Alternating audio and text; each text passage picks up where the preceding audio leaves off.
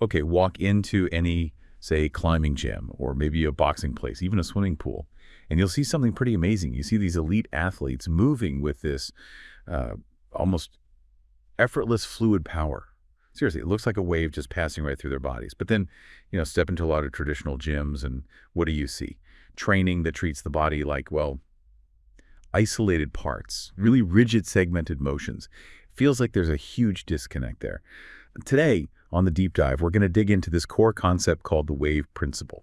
It's something Terence Hughes really unpacks in his new book, The Invisible Injury, and it explains why so much explosive training totally misses how the human body actually generates power. It's not just about isolated muscles, it's this incredible sort of wave-like energy transfer. That's exactly right. And our mission today really is to explore this missing link in how we think about movement. We want to look at the body's natural energy transmission systems and figure out what it really means to generate power, more intelligently and maybe more sustainably too. Yeah, and for you listening, think of this deep dive as a kind of shortcut, a way to understand how some of these top athletes move so efficiently.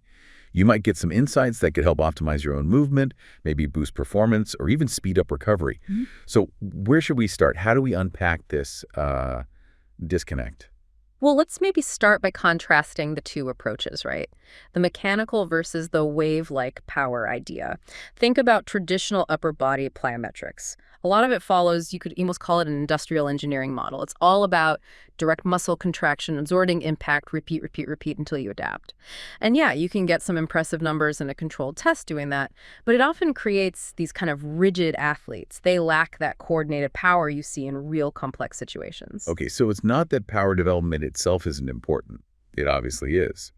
But if the conventional ways miss this wave-like flow, what's the actual flaw? What are we missing in how we usually think about generating force? The flaw, I think, is treating force as purely linear, segmented. It just ignores the body's natural sort of fluid way of transmitting energy. Think about wave motion itself, like in physics. It's the propagation of a disturbance, right? Energy moves through a medium, but the medium itself doesn't really travel along with it. The energy gets passed from point to point.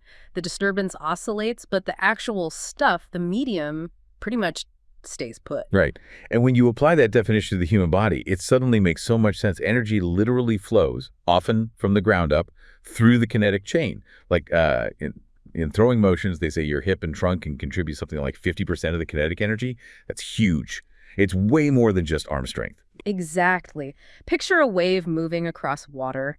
The energy travels, yeah, but the water particles themselves, they mostly just move in little circles, returning pretty close to where they started. And it's similar in, optimal human movement. Energy flows, say, from the ground through the body.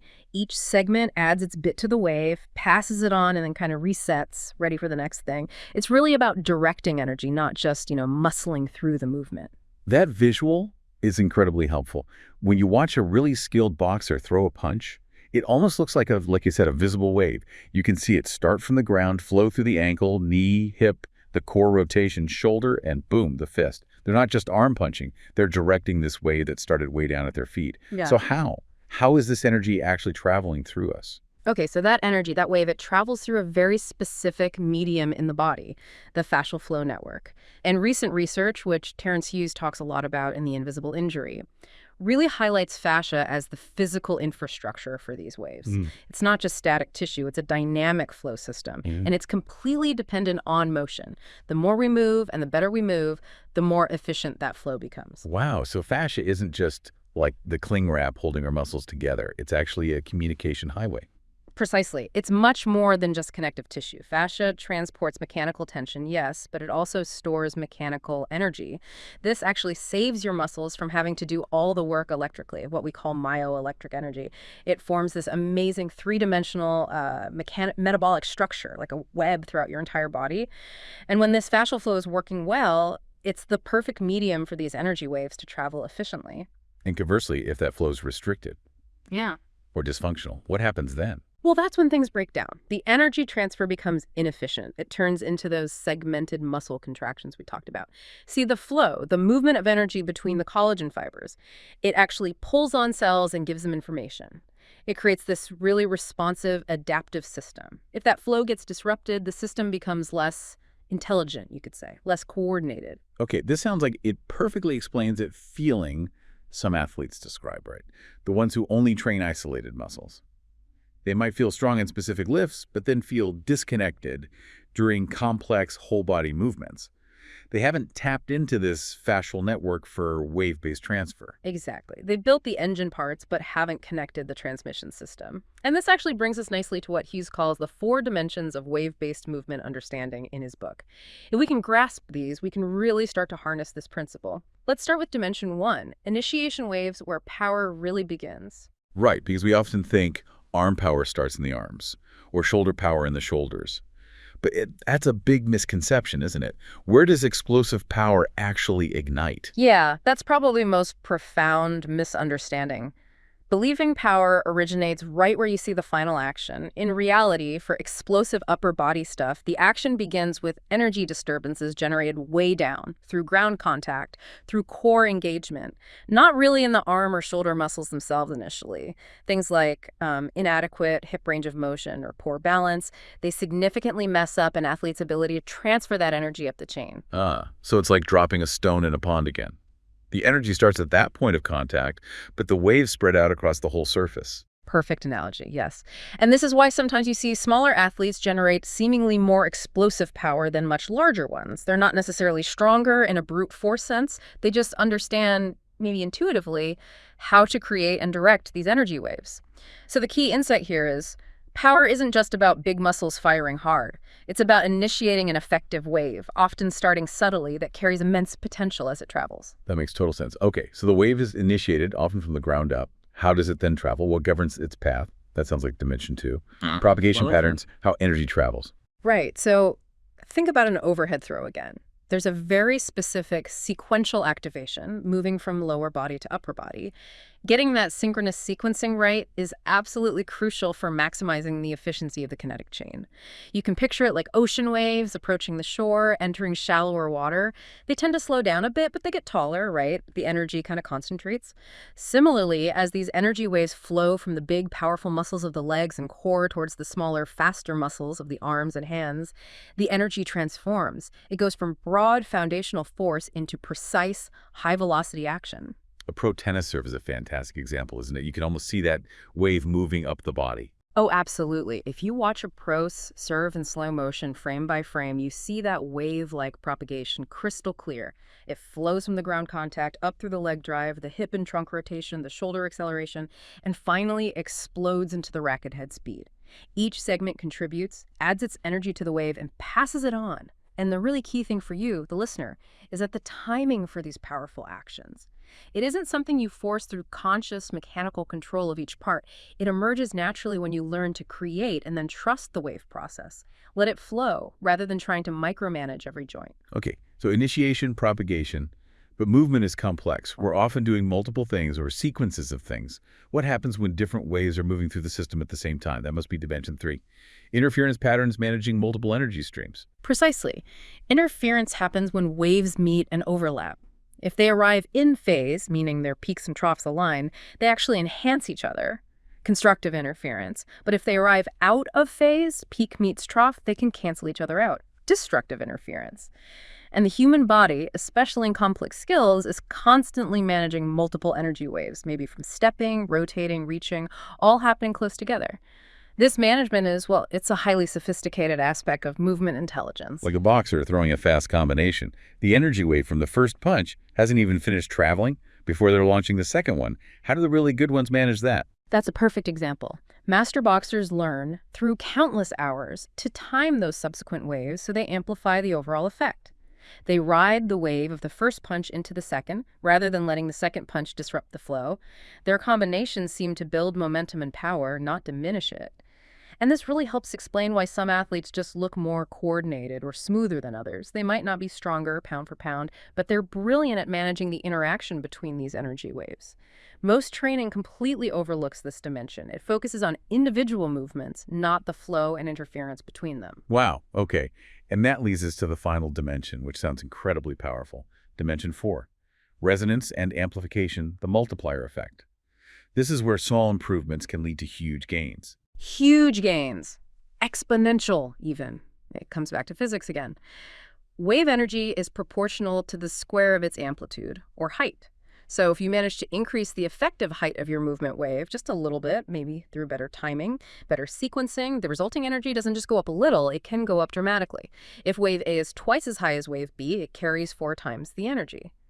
In human movement, this means tiny improvements in timing and coordination, getting things to resonate, can lead to massive increases in power output. That effective synchronous sequencing we talked about. It maximizes kinetic chain efficiency, sure, but it also reduces stress on individual joints and maximizes the final velocity or force. It's a win-win-win. So the big takeaway here is that resonance isn't something you can just force by trying harder. It's more about sensitivity, feeling it. Exactly. You can't muscle your way into resonance. It emerges. It comes from developing a deep sensitivity to the wave nature of energy transfer, feeling when the timing aligns perfectly for that amplification effect. And when you put all these dimensions together, it really leads to some profound implications for how we should think about power development. It's a fundamental shift, really, moving away from just asking, how can I make my muscles stronger, towards asking, how can I learn to generate, direct, and amplify energy waves through my entire system? And what are the real-world benefits? For us, for the listeners, if we start thinking and training this way. Well, athletes who really grasp these wave principles often find they can generate more power, often with noticeably less effort. That's huge. They also tend to significantly reduce their injury risk because the forces are distributed more efficiently across the whole system, not concentrated on one weak link.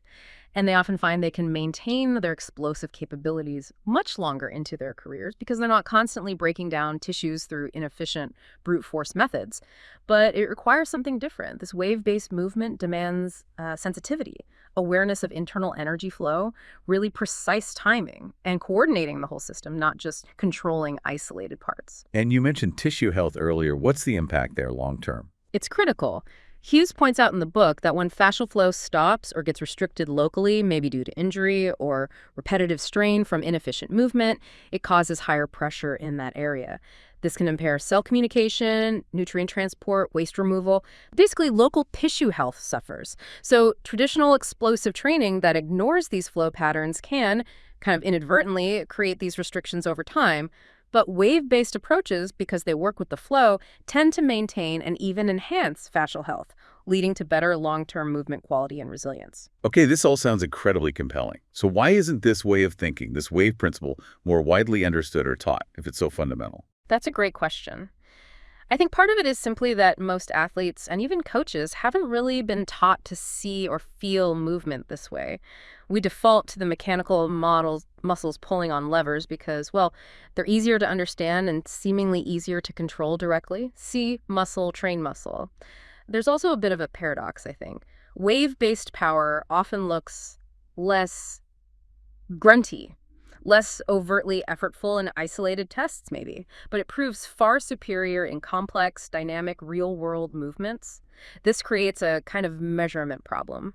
Mechanical approaches might score better on simple gym tests, but the wave-based approach shines when it actually matters in sophisticated skills. Which brings us to maybe the most interesting part, the gateway, the key to actually unlocking this understanding. And counterintuitively, it seems to be slow movement. Yes, it seems backwards, but before anyone can really access explosive wave-based power, they first have to learn to recognize and feel that energy flow at slow speeds.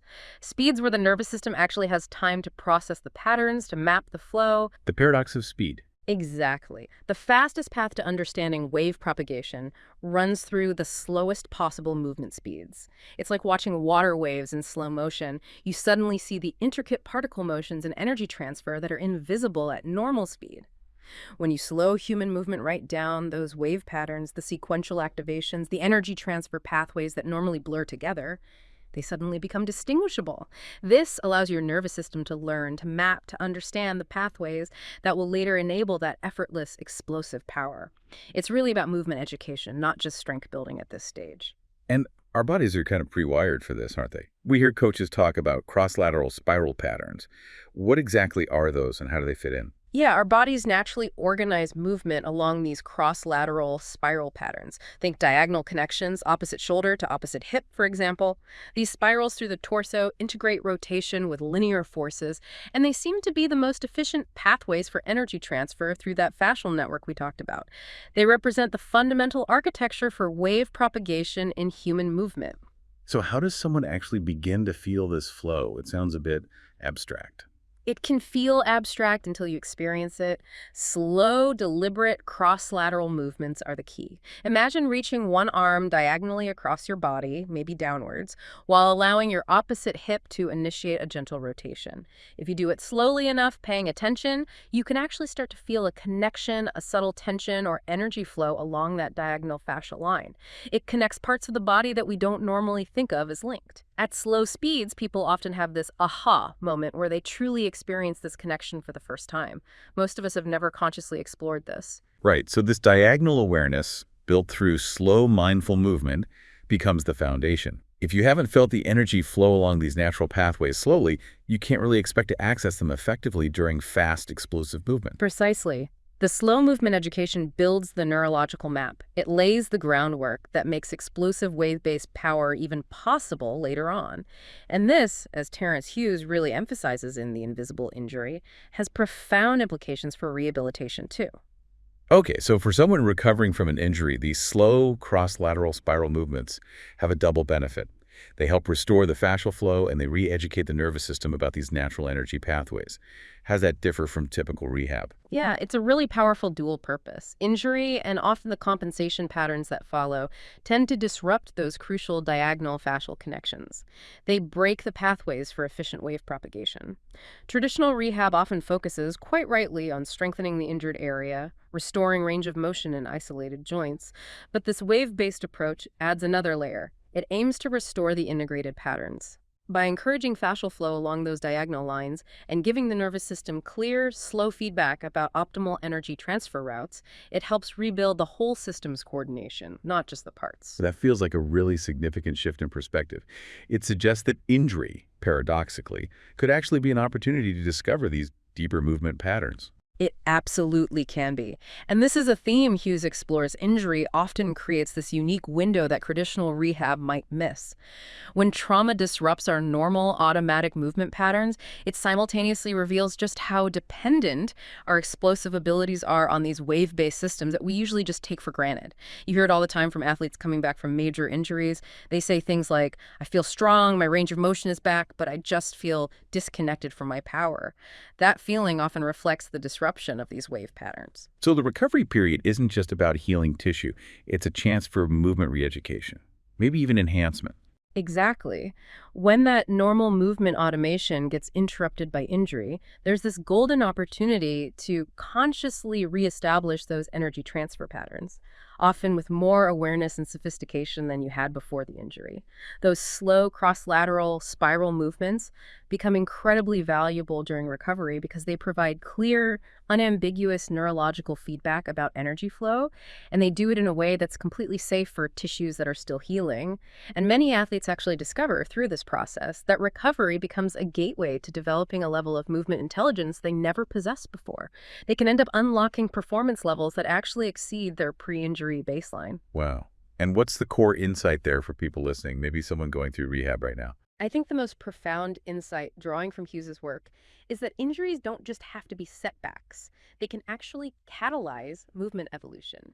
When you're forced to consciously rebuild those fundamental energy transfer patterns, you have the chance to develop movement capabilities that might be far superior to what you had before. This perspective transforms injury from just something to overcome into an opportunity for deep movement education that might never have happened otherwise. The disruption itself becomes the catalyst for discovering a new level of movement intelligence, leading to potentially higher performance and greater resilience against future injury. So wrapping this up, what does this all mean for you, the listener? Today, we've really journeyed through a fundamental shift in thinking, moving away from just trying to build strength in isolated parts towards learning how to access and amplify the body's inherent wave-based energy transfer system. The core idea, really powerfully explored in Terence Hughes' The Invisible Injury, is that extraordinary explosive power isn't necessarily something you build from scratch, brick by brick. It's often something you learn to access through movement education that reveals these incredible systems that evolution has already gifted us. And just recognizing that, just that shift in perspective, changes everything about how we might approach training, rehabilitation, and just moving in general. It shifts us from maybe fighting against our natural systems with purely mechanical training towards an education that reveals and amplifies the truly remarkable wave-based capabilities already built into our human architecture. So maybe, just maybe, The greatest gains in your physical potential aren't found in simply pushing harder, lifting heavier, or grinding out more reps. Perhaps they're found in learning to listen more deeply, to feel more acutely the intelligent waves already flowing within your own body. What new possibilities could open up if you started to move with that kind of awareness?